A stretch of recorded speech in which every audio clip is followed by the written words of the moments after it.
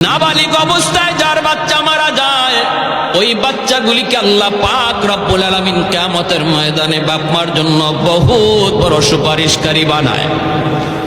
বাচ্চাগুলি আল্লাহর কাছে ডাক দেয়া কয়, মালিক, ও মালিক, তুমি আমারে দুনিয়াতে পাঠাইছো, পাঠানোর সময় আমার মা কত কষ্ট করছেন, জান বের হয়ে যায় অবস্থা। এরপরে আমি দুনিয়াতে আসলাম, এত কষ্ট আমি মাকে দিলাম, কিন্তু মার কোনো খেদমত আমি করতে পারলাম না, আমার মা ঋণ আমি শোধ করতে পারলাম না।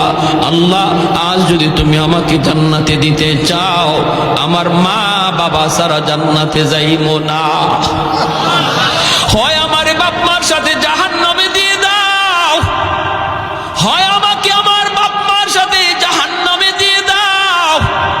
রব্বুল আলামিন তখন বলে, বান্দারে, আমি আল্লাহর আদত হচ্ছে জাহান্নামীকে জান্নাতে দেওয়া, কিন্তু